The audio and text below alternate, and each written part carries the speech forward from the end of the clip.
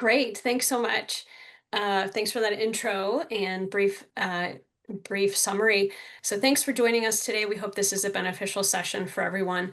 So a little bit about us at HR Collaborative, but we're more than just one single company. We have functioned in the Grand Rapids area for quite some time, but as of last year, we're acquired by Connexus Group. We primarily serve West Michigan. And with the Connexus Group, we're part of a greater entity that incorporates 5 different organizations helping make work better and actually fulfilling workforce needs throughout Michigan. Our pre-session survey, even though we did send it out a little bit later, we were able to get some great takeaways and feedback from everyone. The first I thought was interesting to see. Hopefully, it's not too small on your screen, but when asking all of the participants, are you able to approach work every day with focus and a clear mindset?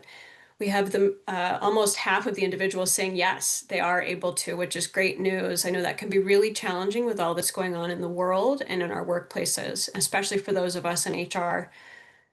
We had 29% say they were not able to, so hope today can be valuable to those of you. And then another group of 29% said that sometimes personal things just get in the way. Definitely understand that. I think we all can understand that about each other and the complexity of our lives.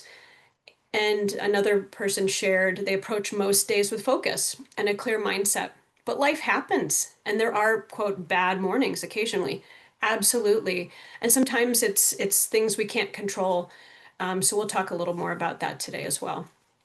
One other finding that we thought was interesting to share is how often do you feel equipped to react constructively versus reactively at work?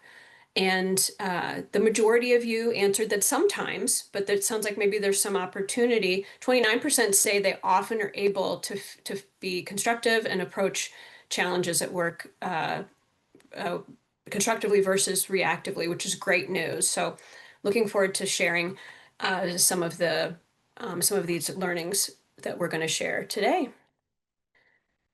Our agenda for today will cover just a basic overview of mindfulness and its origins in popular culture. And then we'll cover ethics and mindful ethics. What's your role then in this pattern of behaviors and how we can broaden that to the greater workforce or your specific workforce and the world around you professionally? What are some core principles of mindful ethics? And then what are some real world scenarios? Followed by some questions. But as I mentioned, we're a small group, and so please feel free to chime in with any questions that you may have. You all may have heard of the origins of mindfulness in popular culture. It's become more popular, I would say, in the last 20, 25 years or so, maybe even prior to that, as a method of stress management and greater awareness of what's going on in our world. But with mindfulness, its roots begin much longer ago in Buddhism as part of an insight meditation called Vipassana, with Taoism and Stoicism as well. So there's many other sources to pull from that focus in on how mindfulness can benefit us all. It was brought into the mainstream primarily in Western culture and secular culture in 1979 with Dr. John Kabat-Zinn. His photograph is here, with a concept called MBSR, or mindfulness-based stress reduction. We won't quite get deep into mindfulness today, but there's a lot of different areas you can learn about. Why is this ultimately helpful to us in the workplace, and how is it applicable to human resources? Mindfulness as an approach, ethics related primarily for our topic today, but even in general, can bring greater awareness to the workforce and to our interactions with each other and how we're doing. If you come to the table each day ready and open, then ultimately you are better equipped to handle ethical and other challenges as well, to have less reactivity, more preparation, more contemplation. And that doesn't necessarily just mean quiet solo contemplation. It can also mean more collective or collaborative approaches.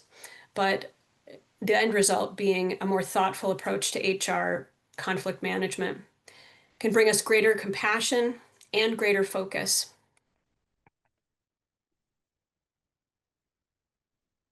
This is a beneficial quote, I think, from John Kabat-Zinn. Mindfulness means paying attention in a particular way on purpose, in the present moment, and non-judgmentally. So how do we take those pieces into consideration as we approach ethics as a topic in human resources? Ethics is something as a concept, both legally, morally, has been around for many, many years, and is based traditionally on rules. It's reactive, it's outcome focused, but it can still be relevant for compliance purposes. We don't want to ignore that. But is there a rule or precedent for everything in our lives? Absolutely not. So what do we do with that when there's not the black or white, when there's the gray? We live in the gray day in, day out in human resources. With mindful ethics, what we can shift towards is more value-driven, reflective, and awareness-based considerations. We're thinking of the impact to the workforce, to each other, and to the company itself, and those results. We want to take and focus on the process and integrity and not just the results. Ethical behavior is really more than just compliance. We want to make sure that we're building culture, that we're considering values-based decision making, and not just one perspective overall. And we've seen this broaden in HR probably more than anywhere else. And we try to embed this, I think, in our workforces as much as possible. But collaborative ethics, as another approach, incorporates a variety of perspectives and not just a top-down mentality. We don't want to incorporate that old concept. Old maybe is the wrong word. Outdated is probably a better word, of the power dynamic, that there were ethical standards that this is how we do it. This is how we've always done it. This is the right way. There's only one right way. And considering that we want to avoid acknowledging or addressing those power structures, we want to be open. We want to speak clearly and we want to avoid concepts of power, privilege, or systematic inequality. That's going to ultimately make the concept just and inclusive in the workplace and more of a neutral concept. There are some unwritten norms and culture fit concepts that we get into if we stick with the outdated elements. So let's broaden that scope when talking about recruiting or adding other team members or team changes or dynamics. We want to make sure we're not focusing on the bias or discrimination. And that can include anything, as minuscule as microaggressions or as other considerations that we might not be thinking of the full holistic scope of the insights. The shift towards a culture add instead of culture fit. I know myself, it's hard to change that terminology. I'm so used to saying, oh, it's a great fit, great fit. This person, we're just so used to it. But culture add, how do we broaden our scope? How do we broaden our mind?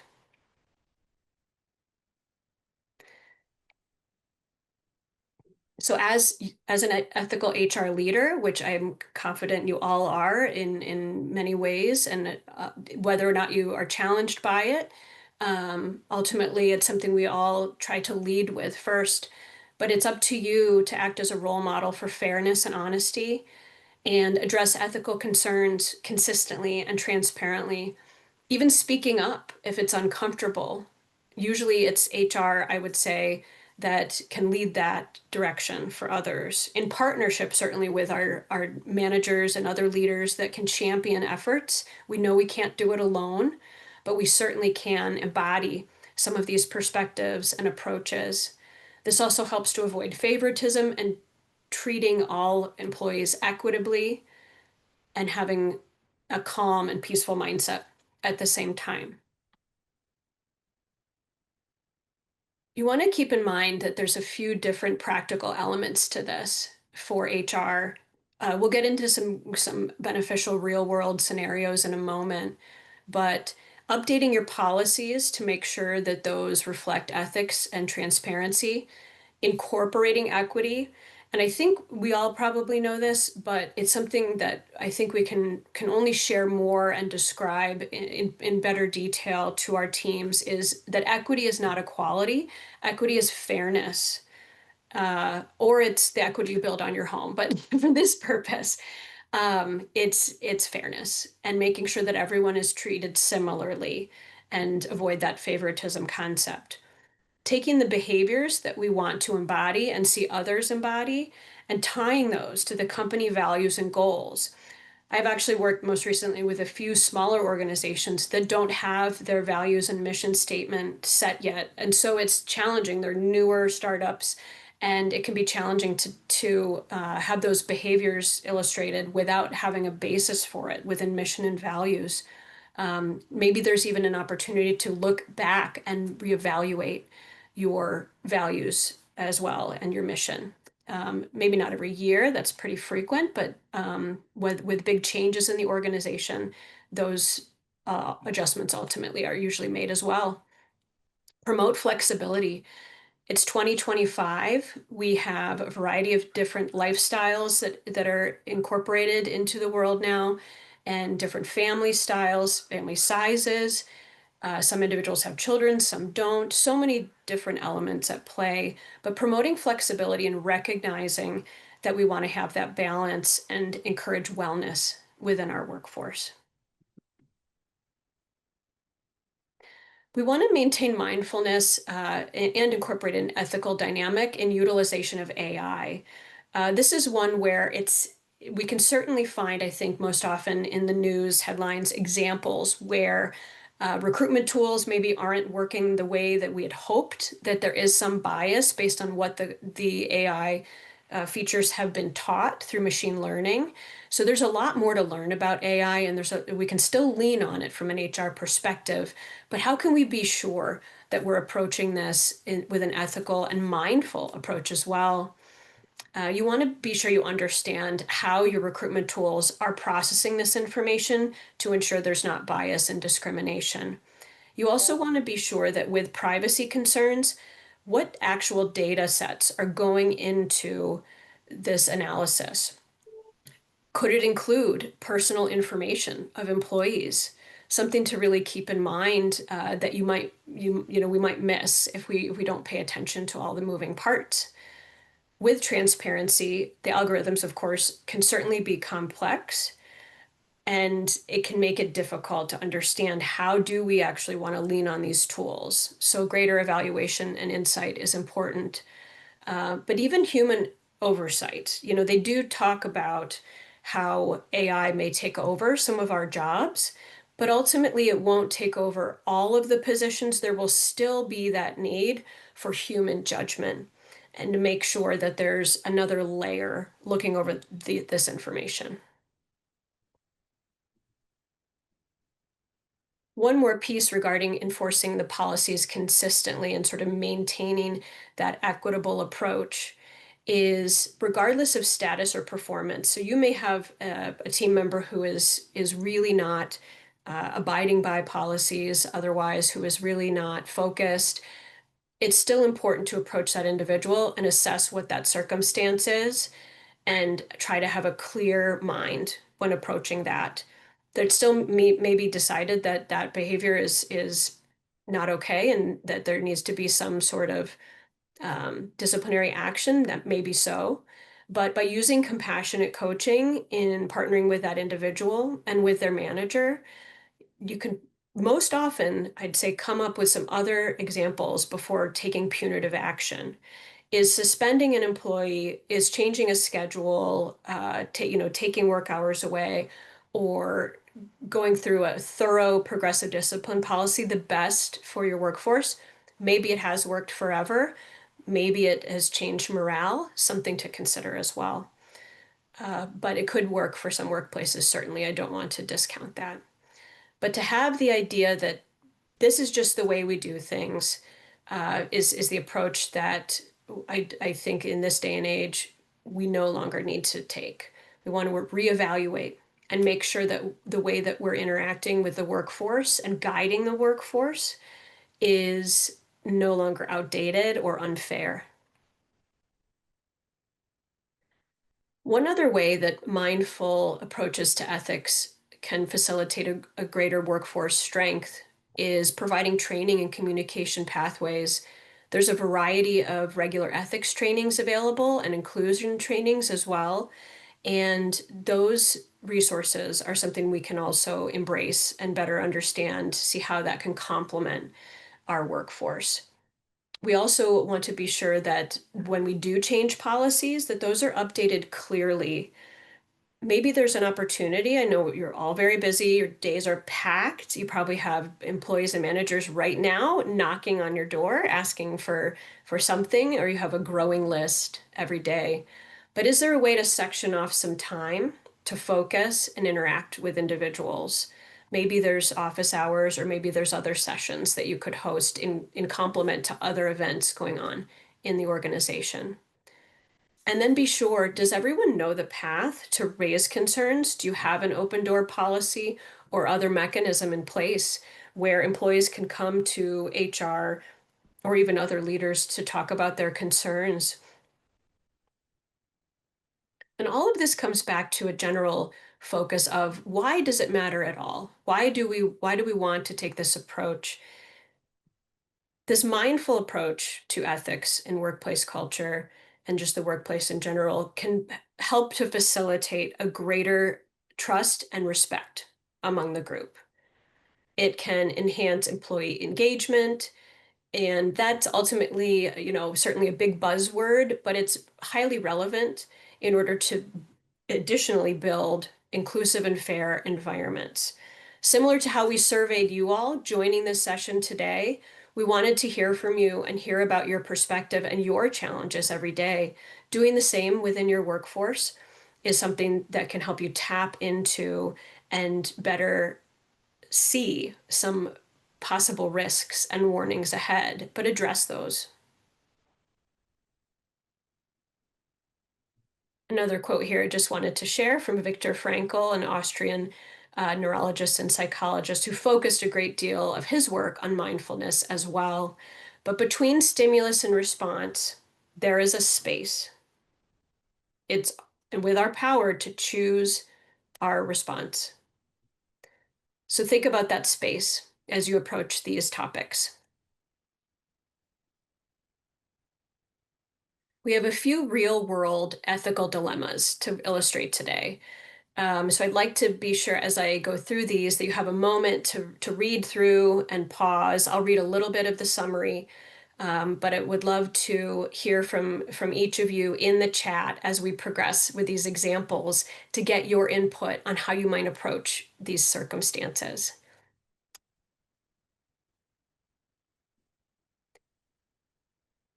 So how would you deal with this situation with responding to harassment or discrimination complaints? I'll read a little bit of this and then let's think about it for a moment. Amira, a mid-level marketing manager, requests a confidential meeting with HR. Visibly anxious, she shares that the chief marketing officer, a high-performing and well-respected executive, has made several inappropriate comments over the past few months. So read a few of these pieces that she recounts, and then let's hear your thoughts in the chat when you have a moment. Okay, any thoughts here? Anything coming to mind of how you'd like to approach this with mindfulness uh, in mind? Think launch a full investigation, sure. Incorporating listening as well, very beneficial. Yes, absolutely. Christine, thank you. That's a great one too. Thanks so much. Yep, comfort, assure she is in a safe space and taking her concerns seriously. Yep, get more insight, Jackie. Thanks, everyone. This is great insight. Thank you for your perspectives. So yes, we want to approach this concept in general. We do, I think, ultimately, yes, absolutely launch an investigation, but before we get into that zone, approaching complaints with neutrality and compassion, ensuring confidentiality and prevent retaliation. Um, we can't. What's challenging about that is you can't always prevent retaliation. You can discourage it and have a zero tolerance policy. And then the rest is up to the others on how they behave, right? We can only do so much. You want to assess the power dynamics carefully and understand that challenge where she probably feels that no one's going to believe her, that he's a higher up, he's well respected. Why would anyone approach that? But one other dynamic that's a little bit deeper that I think is valuable to consider is using trauma-informed communication. This is an approach, and we have greater detail we'll provide in the final PDF copy of the presentation, but some of you may be familiar with trauma-informed communication. It's most often utilized, I think, in social work and other behavioral uh, uh, groups as well. But the core principles are based on what's called the 4 Rs as part of a safety framework, is realize what could be the widespread impact of that trauma. Employees may carry invisible burdens, that we don't have a full scope of, and we don't have the whole story. And so they're coming to the table, whether or not it's just their perception or reality, it still can be relevant and valuable. This could even include, having been previously discriminated or having burnout, and that may affect their workplace behavior. Now, certainly it can be something for them to work on, but in this moment of helping Amira, we want to be sure that we're being sensitive to that. And I see that most of you, or I'm sure all of you, but those that spoke up in the chat recognize that as well. Maybe, there is a way to recognize signs of trauma in terms of emotional response or withdrawal. It is a bigger, deeper dive that may not come up in all circumstances, but certainly can inform you in a different way to approach this. Maybe there's defensiveness or anxiety along the way. Is this a greater behavior that, that you've seen Amira exemplify? Then with your response, ultimately using empathetic, compassionate language and active listening, which some of you also illustrated, being calm and non-judgmental. You want to be sure that this employee understands they were heard, because ultimately prior to this, it's likely that she may have felt powerless or threatened, and prioritize respectful, collaborative dialogue. But ultimately, trauma-informed communication can build more psychological safety in the workforce, and you're approaching it to treat every employee with empathy, dignity, and this is even in the moments where they're vulnerable. Some might say this is going too far, but it truly can be approached as thought leadership. So how about when managing layoffs or restructuring? I'm sure this is something that especially specific industries in Michigan, or just anyone even working in technology and other organizations may have experienced. But we want to be sure that we're making decisions with fairness and using data, but not convenience. This can be challenging because we all understand in HR that as we're approaching these dynamics with leadership, they may have other agendas that they're trying to target. But we can certainly weigh in our perspective, still be aligned with leadership, but communicate early, honestly, and respectfully with as much notice as possible and much understanding as possible. Those conversations can be challenging, especially when you're doing a group of layoffs in one day. So I certainly understand that circumstance. But what are the long-term effects? And have you outlined other resources? So, for example, is outplacement available to individuals, resume building resources? And does everyone understand, from the group affected, how to, make changes for their 401k? Those may seem like very small, detailed pieces, but those granular items are ultimately going to affect the workforce that essentially may be losing their jobs. Is there an opportunity to actually hold a town hall following? Is there a greater message to share? Whether or not that ends up being possible, it can be valuable for you as the HR individual to at least share those recommendations.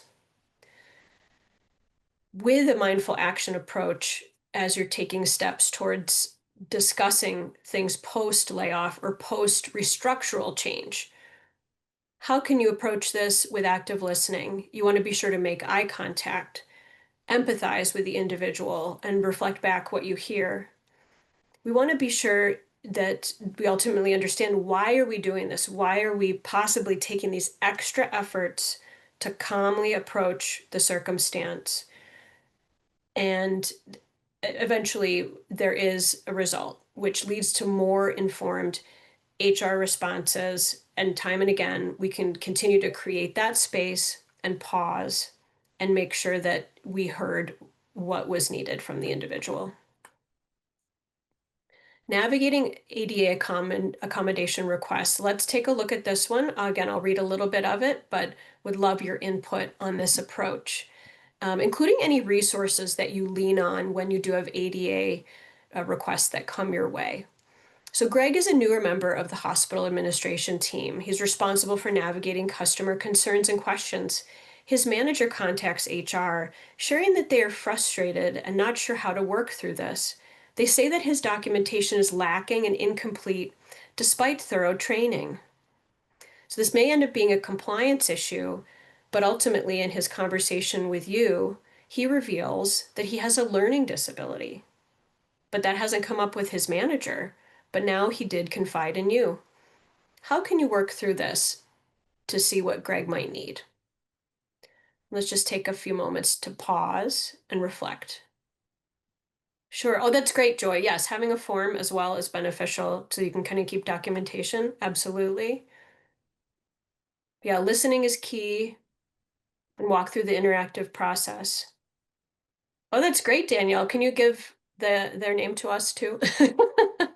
That's great to have a third party for additional support. Have any of you ever tapped into what's called the JAN network as well? I think it's the Job Accommodation Network. That's a great resource. I'll add it to the PDF so that you can have that in the future as well. But I want to say, I can't recall. I want to say they operate out of West Virginia. I don't know why I remember that. I think it's because I learned of them when I was working in DC years ago. But ultimately, Jan's job. Oh, thanks, Carrie. Okay, good. I've not utilized those. Great job descriptions as well. Probably super compliant. I love it. But they're great. You can call them right on the phone, kind of an old school mechanism, but nonetheless helpful. And get their perspective on a circumstance of what are your rights as the employer? What are your options? So lots of great ideas here. Thank you, everyone. And yes, you know what, Lynn, thanks so much. It probably was not easy for him, right? Because he's been speaking with his manager about this all along, and this hadn't come up. So great insight. Appreciate that very much. So when you're faced with this circumstance, you want to kind of take a do and don't approach as certainly a simplified concept, but be curious, not dismissive, and thinking, well, wait, is a learning disability even a disability? In fact, it can be. Sometimes it's not, but that doesn't mean you can't accommodate it. It's just because it's not part of the list, right? We want to take a mindful approach and see how can we incorporate flexibility instead of saying, that's not our problem, that's on you, you've got to figure it out. Speaking slowly and clearly to make sure this person, understands, and don't rush or talk over the employee. Like, they may be embarrassed as we outlined, they may be sensitive to this circumstance. Validate their emotions, and, don't invalidate or downplay the needs, but focus on how are they actually going to do the job. So in this circumstance, one solution could be just having more time. Is there a strict regulatory guideline that he has to complete his documentation in a specific period? Maybe so, but maybe we can work within that structure. And there's a consideration of is this going to create a hardship? Well, how and for whom? Would this be operational, financial? Would this be an administrative hardship? Is there something you're going to have to do to truly evaluate, is this something that can be accommodated? But ultimately considering that there's not always going to be a one size fits all. You want to be sure to involve the employee, keeping in mind too, you are not that individual. As much as you have valuable years of experience in human resources and other areas of life, they are dealing with their own circumstance with other factors at play. What are some biases that you might even hold? Sure, you're open, you're aware, you're an HR professional, but maybe there's some perspectives you have about disability or accommodation, that you want to keep in mind when you're approaching this. And then how would you handle this if you were in their, how would you want this handled? If you were in their position, how might you feel? Maybe touch on something in your own mind that is something that's sensitive for you and how you would want to work through that.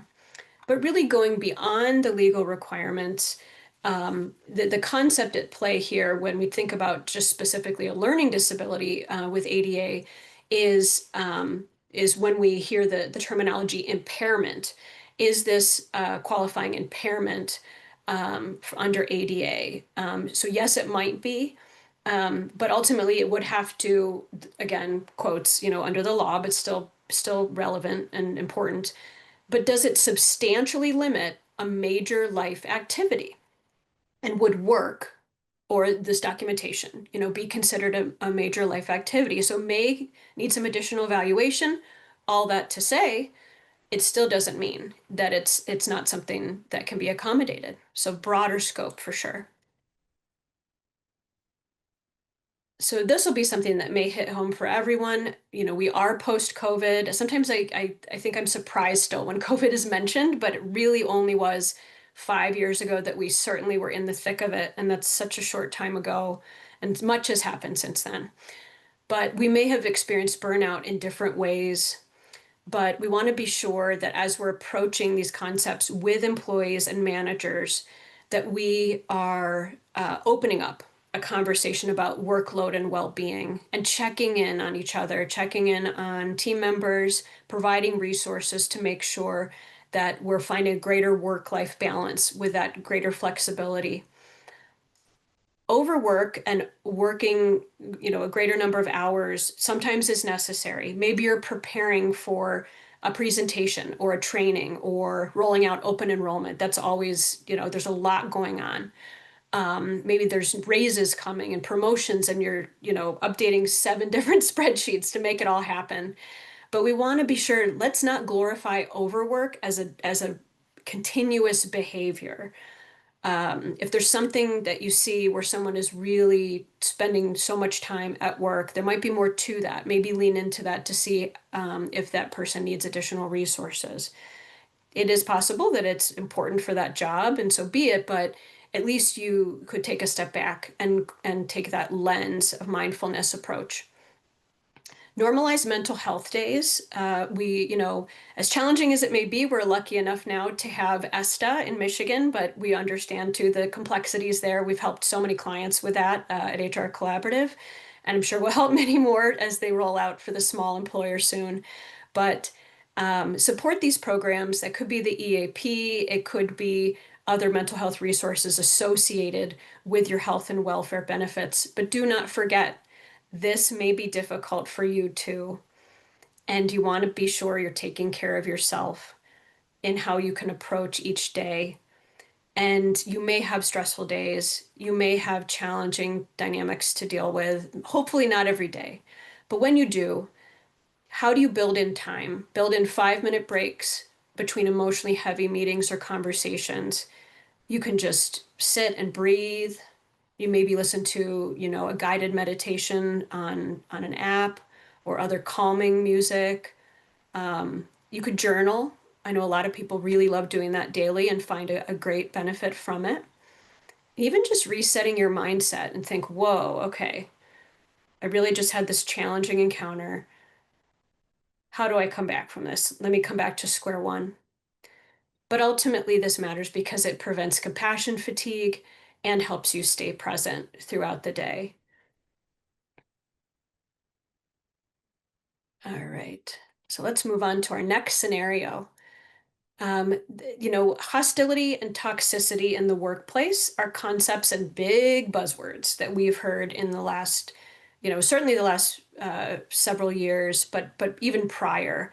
I think that's a theme we hear quite a bit in human resources.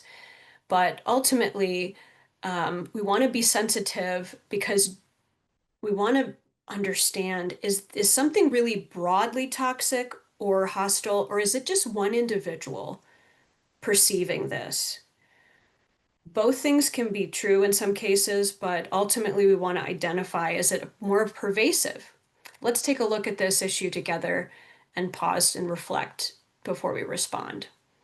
So over the last 6 months, Sarah has noticed increasing hostility and dysfunction in her department. Several employees have left, citing burnout for personal reasons, and morale has dropped sharply. Sarah schedules a confidential meeting with HR. In the meeting, she says, I feel like I'm walking on eggshells every day. Tom yells in meetings, belittles team members, and publicly shames us when we make mistakes. When I tried to give feedback during a meeting, he interrupted and told me to stay in my lane. I'm losing sleep and dreading coming to work every day. So let's take a closer look at this and think about how we might respond. Great idea, Carrie. Yep, that's great. Schedule a meeting with Tom to discuss how the recent uptick in turnover and overall morale, and ask him. That's right. So part of what's really excellent about that is it makes it about the broader concept and not just about Tom. Absolutely. Thanks, Tina. Be mindful of yourself. How are you approaching this? Are you coming at Tom? Tom, what's the deal? What's going on here? I heard that, yep, great. That someone made a complaint. Yep, it was reported that. That can be one of the most challenging things. Well, who said that? Why would they say that? Great. Yep, review exit interview. Absolutely. You all are spot on.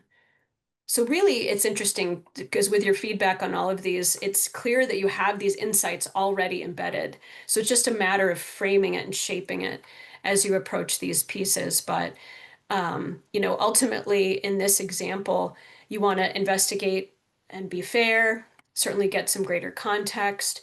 The exit interview idea is excellent. Anonymous surveys or 360 reviews. Not that this would necessarily, indicate a greater need for those reviews, but it could be something to think about future forward to just look at every team. Certainly, is there just a personality clash? In this example, we have some pretty clear specifics of what came up for Sarah and the team, but ultimately to really level set and say, is this just something Sarah's dealing with or that others have, or is it more pervasive? And it does sound in this example as more pervasive. So in responding to these complaints, we want to think about it, whether it's, going back to that individual versus the true, like what we would call true toxicity or hostility. What is the breadth of the concept? Are multiple people affected, or is this just Sarah or maybe one other person that left? How large is that team? Or how large was that team before people started leaving? What is the severity? What are the other examples that can be resourced, which might also be revealed in those additional investigative conversations?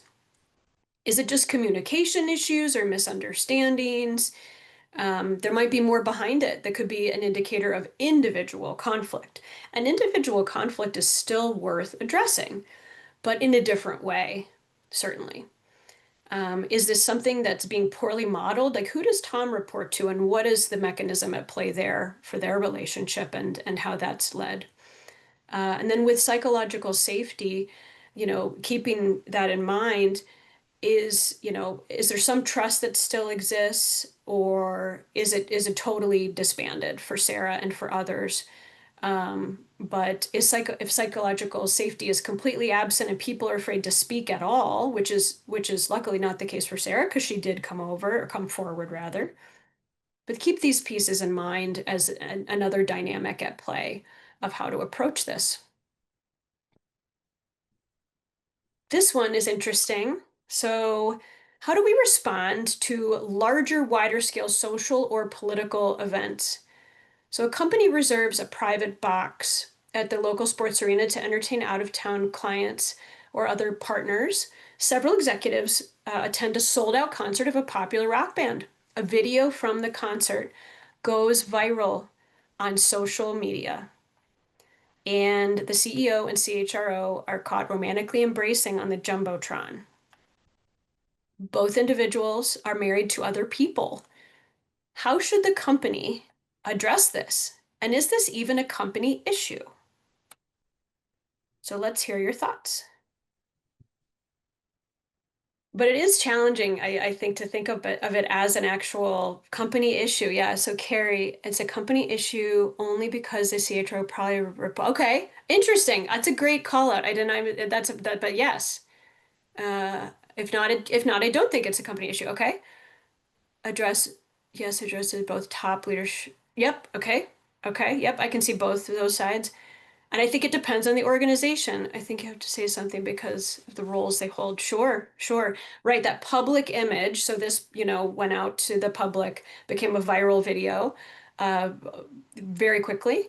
And just another reminder of the world in which we live. So in this circumstance, I believe, and correct me if I'm wrong, but I believe that the gentleman who's the CEO resigned right away, or chose, well, whoever knows if he chose or whatever, but yeah, that he resigned. But the CHRO, from my understanding, and this is just as of like later last night, just to see if I saw any greater update, that I think they've placed her on leave to pending investigation. So I don't know if we'll ever hear anything else about it. I'm sure it'll be in the New York Post or some other highly reputable publication, but but ultimately, that's an interesting dynamic. So I don't know if she'll end up keeping her job or just want to kind of bow out and take a back seat. But um, Jill, let's see.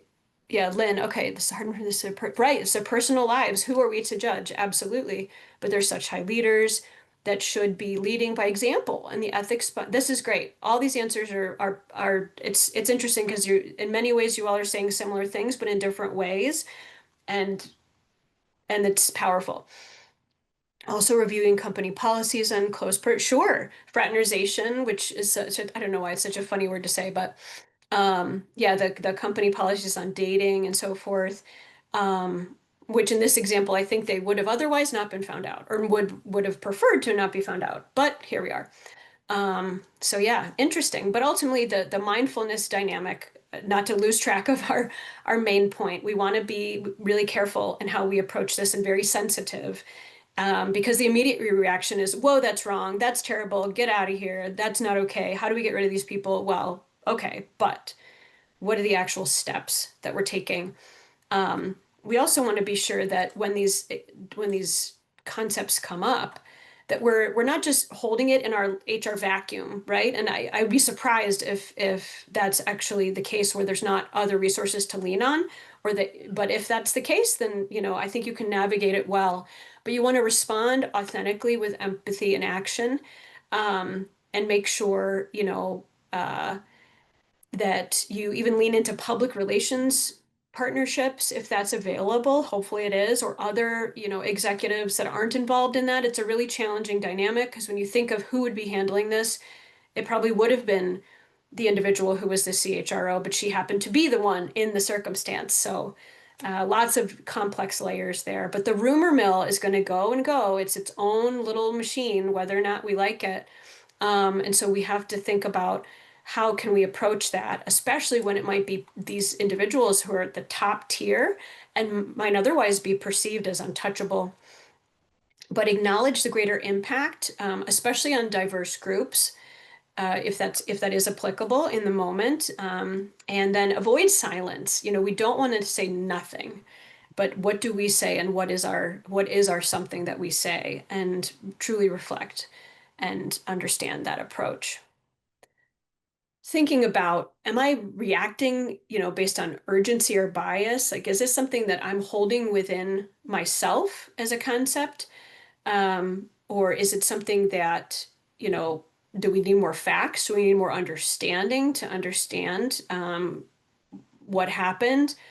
But ultimately, they behaved in a way that made them even indicate that they felt it was wrong in the way the video is shown. So there's so much there.